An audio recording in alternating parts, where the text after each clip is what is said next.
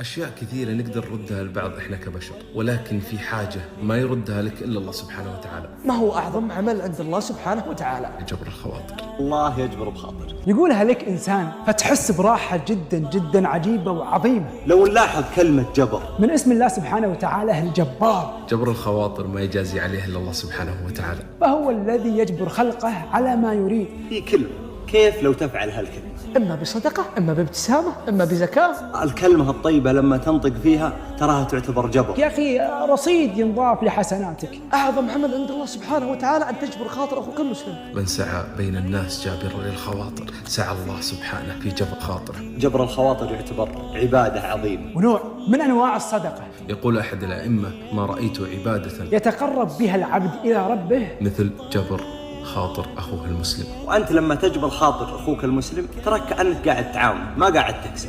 يا رب أرجو